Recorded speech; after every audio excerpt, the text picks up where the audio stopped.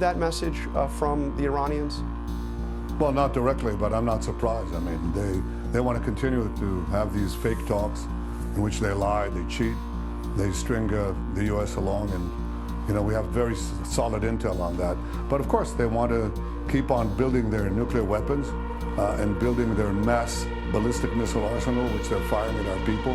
They want to continue to create the two existential threats against Israel while they're talking. That's not going to happen.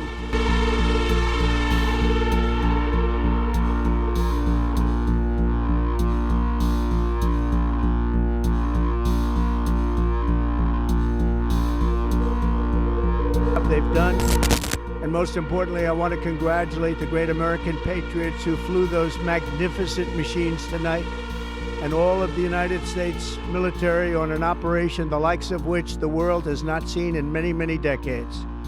Hopefully, we will no longer need their services in this capacity. God bless Israel and God bless America. Thank you very much. Thank you. Мы со своей стороны предпринимаем усилия для того, чтобы оказать содействие иранскому народу.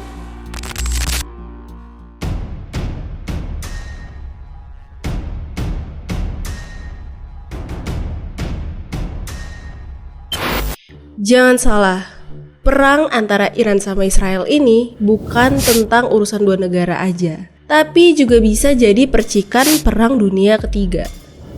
Tapi kenapa sih ternyata negara-negara besar ini pada ikut campur? Dan seberapa dekat kita dengan jurang perang global? Dig deeper right here on Setting Exposed.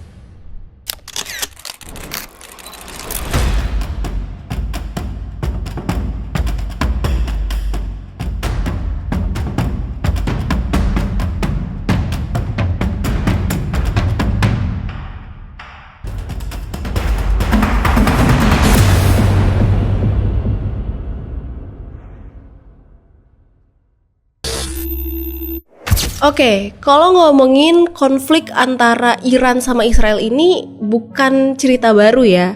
Jadi mereka ini emang ternyata udah musuhan dari tahun 1979 gara-gara revolusi Islam. Nah, sejak saat itu Iran cukup vokal ya, kayak mereka tuh sering ngomong mau hilangin Israel dari peta dunia.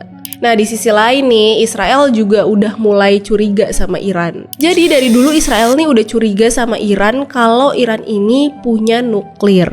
Nah, takutnya nih program ini dijadiin Iran buat bikin senjata nuklir. Nah, serunya nih, walaupun ya dua negara ini tuh jarang banget kayak perang terbuka. Jadi mereka nih perangnya ya diem-diem atau shadow war. Contohnya, waktu tahun 2010 itu pernah ada serangan cyber di fasilitas nuklirnya Iran nih, yang diduga buatan Israel dan tentu aja Amerika Serikat dengan menggunakan virus yang diberi nama Stuxnet. Nah, nggak cuma itu aja, ternyata ilmuwan-ilmuwan Iran juga pada meninggal nih. Meninggalnya juga secara misterius ya, dan lagi-lagi Iran nih curiga kalau pelakunya ini Israel. Terus mereka nih sering berantem juga, tapi pakai pihak ketiga gitu, atau bisa dibilang proxy war. Jadi perangnya ya melibatkan negara-negara lain gitu, ada pihak ketiganya. Jadi ya mereka tuh nggak perang secara langsung, tapi lewat kelompok atau misili yang mereka dukung. Intinya nih, hubungan Iran sama Israel itu bisa diibaratkan kayak bom waktu ya. Gak meledak secara langsung, tapi tegangannya kian meningkat setiap tahun. Oke, terus masuk ke eskalasi baru 2024 sampai 2025.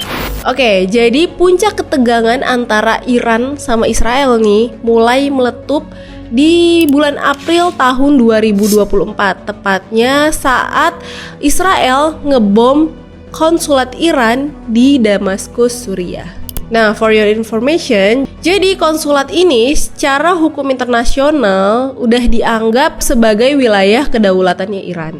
Ada sekitar 16 korban jiwa yang akhirnya meninggal akibat kasus ini. Jadi bayangin ya, fasilitas diplomatik dihancurin, terus jenderal-jenderal juga pada dibunuhin, terus juga banyak warga sipil yang jadi korban. Buat Iran, ini udah kelewat batas.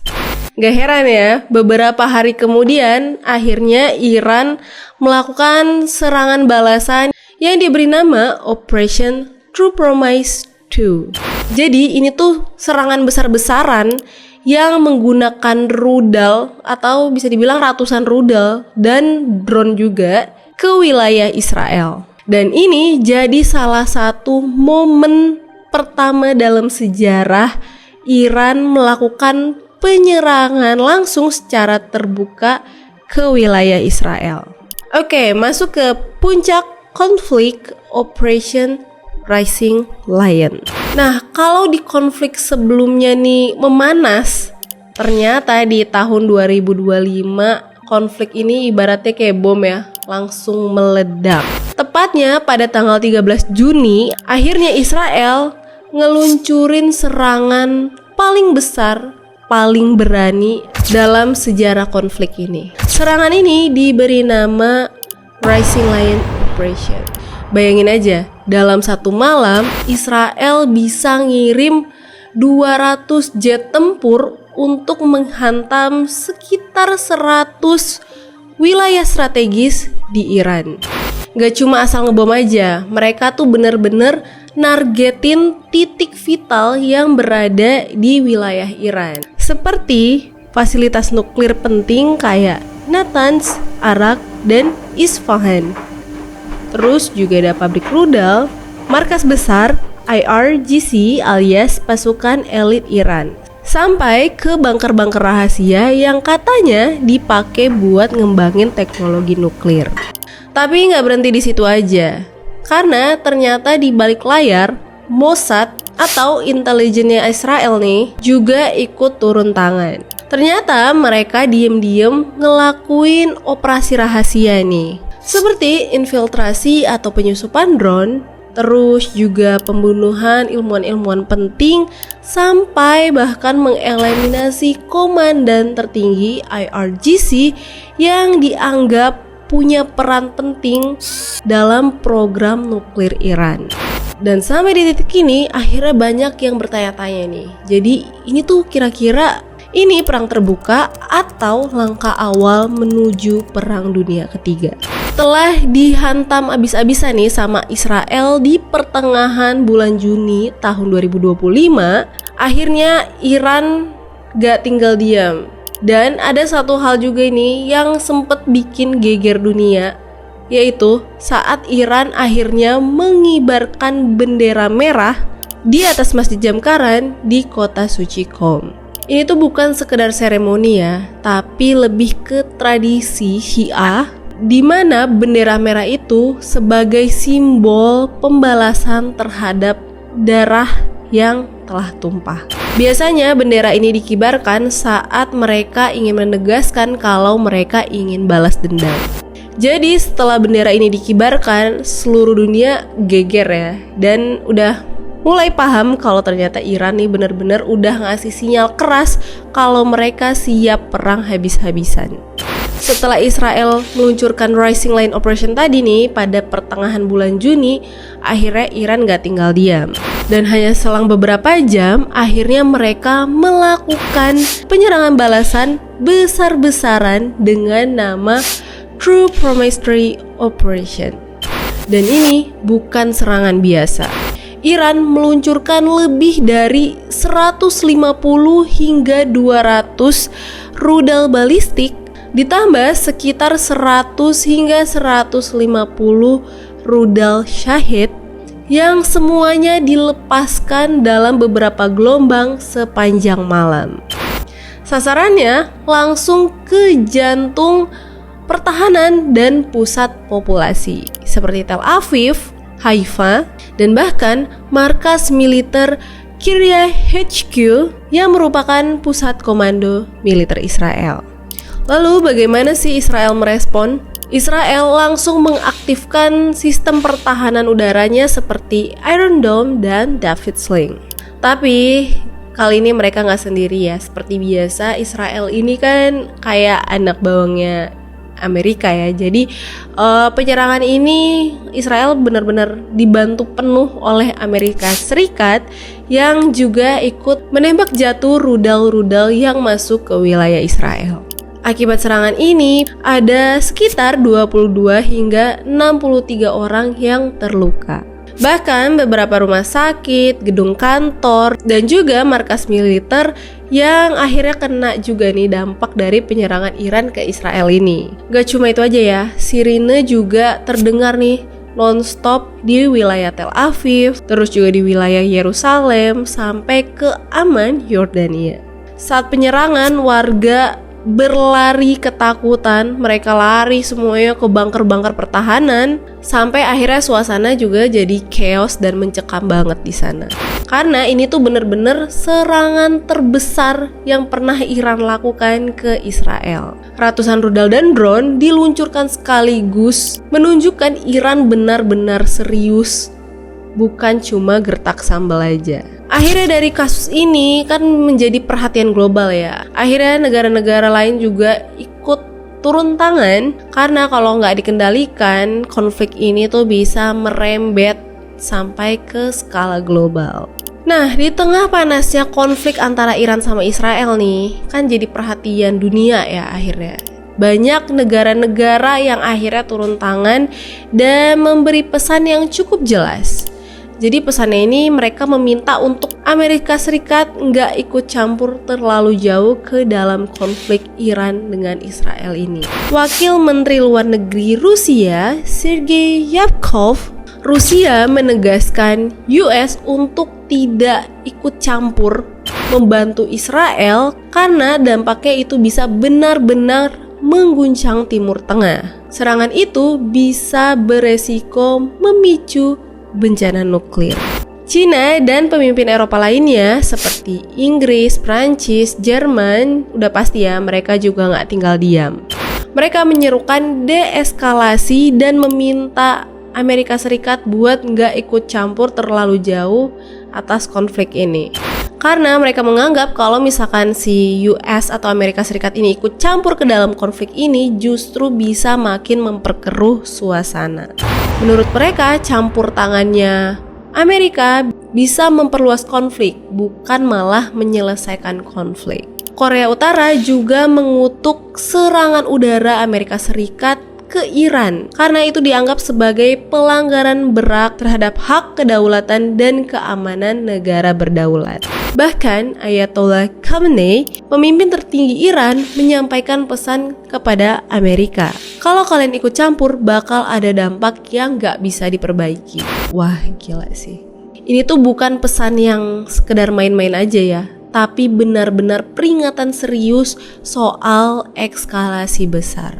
Presiden Prabowo sendiri nih sebagai perwakilan dari Indonesia juga sampai buka suara soal konflik antara Iran sama Israel ini. Beliau tuh ngingetin supaya kedua negara ini tuh nggak saling memanas dan menginginkan untuk dilakukan gencatan senjata segera. Di berbagai forum internasional, Presiden Prabowo juga menjelaskan nih bahwa persoalan ini harusnya bisa diselesaikan secara diplomasi lewat jalur damai, bukan dengan menggunakan senjata. Nah, selain itu pemerintah kita ini juga udah gercep banget ya buat mengevakuasi WNI yang berada di wilayah konflik. Buat Presiden Prabowo sendiri, yang utama itu menjaga stabilitas dunia dan pastinya melindungi rakyat Indonesia. Intinya banyak negara yang udah sadar nih kalau sampai Amerika Serikat ini ikut campur tangan ke dalam konflik ini jatuhnya udah bukan soal Iran versus Israel lagi, tapi bisa menyebabkan konflik dunia. Nah, setelah Iran melakukan serangan balik ke Israel, Amerika Serikat sendiri tentu aja nggak tinggal diam. Amerika Serikat langsung mengaktifkan pertahanan di kawasan. Kapal perang di Laut Mediterania siaga, jet tempur dikerahkan dari Yordania ke Qatar, dan sistem pertahanan seperti Patriot dan Aegis dipakai untuk bantu Israel mencegat serangan. Bahkan beberapa drone Iran dijatuhkan oleh Amerika Serikat sebelum masuk ke wilayah Israel. Donald Trump juga mengutuk aksi Iran di mana dia menyebutkan kalau penyerangan Iran ini sebagai provokasi yang berbahaya. Dan dia juga langsung menyerukan untuk langsung dilakukan sidang darurat PBB. Di sana Trump bilang kalau Iran ini udah melewati batas. Ini bukan serangan terhadap Israel aja, tapi juga serangan terhadap stabilitas dunia. Tapi yang bikin suasananya nih makin panas, Amerika kemudian melakukan penyerangan udara ke wilayah Iran. Targetnya yaitu fasilitas nuklir seperti Fordow dan Arak. Ini adalah intervensi terbesar Amerika terhadap Iran sejak tahun 1979. Tapi justru nih penyerangan Amerika terhadap Iran ini malah menuai kontroversi di dalam negeri. Demonstrasi terjadi di wilayah kota-kota besar di Amerika seperti Los Angeles dan juga New York. Banyak warga Amerika yang menolak keterlibatan militer tanpa persetujuan Kongres karena ini bisa mengakibatkan perang dunia. Jadi jelas ya, Amerika tuh sekarang udah bukan cuma ngebantu Israel aja, tapi dia juga benar-benar udah turun ke medan perang. Dan langkah ini bikin dunia semakin was-was. Setelah ketegangan memuncak antara Israel, Iran, dan juga Amerika, akhirnya Iran menyetujui opsi untuk menutup Selat Hormuz. Dengan menutup Selat Hormuz ini dampaknya luar biasa banget ya pastinya buat dunia. Jadi bukan cuma buat negara-negara yang berkonflik aja, tapi benar-benar berdampak ke seluruh dunia. Karena harga minyak bisa meroket. Analis tuh memperkirakan harga minyak bisa naik ke 100 sampai 400 dolar per barrel. Artinya harga BBM bisa melonjak naik, terus juga terjadi inflasi dan pastinya juga biaya hidup ikut terdampak. Dan karena konflik antara Iran, Israel, Amerika semakin panas, akhirnya banyak yang bertanya-tanya nih, jangan-jangan ini bakal jadi awal perang dunia ketiga. Sebenarnya bisa dibilang ada potensi ke arah sana, tapi belum tentu juga kejadian. Memang Iran sama Israel ini punya sejarah panjang yang cukup rumit ya. Dan sekarang ketegangannya malah semakin naik level, semakin memanas. Masalahnya ini bukan urusan dua negara aja, tapi di belakang mereka tuh ada negara-negara besar juga. Kayak Israel yang udah jelas-jelas didukung penuh oleh Amerika Serikat dan negara-negara barat. Terus juga Iran yang di belakangnya ada negara-negara besar juga kayak Rusia, Cina, bahkan Korea Utara. Dan juga negara-negara di Timur Tengah. Jadi kalau ada satu pihak yang ikut nyerang, negara lain juga bisa ikut campur. Atau pihak lain juga bisa ikut campur buat nyerang balik gitu ya. Dan dari situlah perang besar bisa muncul. Tapi tenang aja, negara-negara lain juga mendorong buat konflik ini nggak semakin melebar. Karena mereka juga udah tahu ya pasti kalau misalkan ini sampai melebar terjadi perang dunia, apalagi sampai perang nuklir gitu ya, pasti yang bakal rugi itu seluruh dunia. Dan ekonomi global juga bakal ambyar. Jadi kesimpulannya, iya konflik ini emang bahaya. Tapi peluang perang dunia ketiga ini sebenarnya masih bisa dicegah. Selama para pemimpin dunia lebih memilih jalan diplomasi daripada ego dan emosi. Doa kita semua sih semoga mereka yang berkonflik dan negara-negara besar di belakangnya lebih memilih untuk berpikir dulu sebelum bertindak. Konflik antara Iran sama Israel ini emang serius ya dan bisa meluas, tapi belum tentu sampai ke titik perang dunia ketiga. Tapi meski begitu, ini tuh bukan jadi alasan kita buat cuek, karena dunia butuh lebih banyak suara perdamaian. Karena dalam setiap perang, yang paling menderita bukan mereka yang berkuasa, bukan mereka yang berkonflik, tapi orang-orang innocent yang memilih untuk gak ikutan. Semoga dunia sadar bahwa nyawa manusia lebih berharga dari ego dan kekuasaan. Oke, jadi itu dia pembahasan konflik antara Iran dan Israel dan konflik-konflik yang memicu perang dunia ketiga. Gila bahaya banget ya kalau sampai beneran terjadi perang dunia ketiga. Tapi semoga enggak ya. Dan kita sebagai warga negara non-blok ya sebisa mungkin gak usah panik dan tetap bisa berpikir secara bijak tentang konflik ini. Dan kita doain aja semoga kasus ini bisa cepat selesai, bisa dilakukan segera ya gencatan senjata dan deeskalasi supaya Nggak ada lagi nih perang-perangan biar kita bisa hidup damai semuanya. Oke, terima kasih buat kalian yang selalu setia sama kita. Jangan lupa buat like, comment, subscribe, dan share video ini ke teman-teman kalian, ke keluarga kalian, supaya kita bisa diskusi bareng. Dan gue mau ingetin buat kalian, jangan lupa buat klik tombol notifikasinya biar nggak ketinggalan pembahasan atau case-case seru lainnya. Sampai ketemu di video berikutnya, only here on Set The Expose. Bye-bye.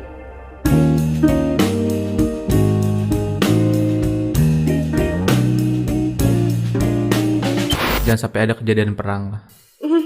Ini kan ekonomi hancur. Di sini kan hancur ya. Kita yang punya otak aja susah. Jadi usah perang lah. Ini aja gak perang aja rasanya kayak ditembak pala. Oke, peace out.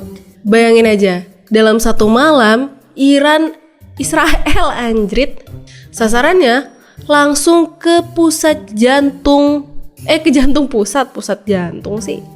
Wih, gak heran beberapa hari kemudian Iran kan jadi dig deeper right here on. Tapi nggak biasa doi aku. Gue saya. Gimana nih aku nggak biasa dig deeper right here on Set The Expose. Elah ribet dah. Dig deeper right here on. Enakan only here on.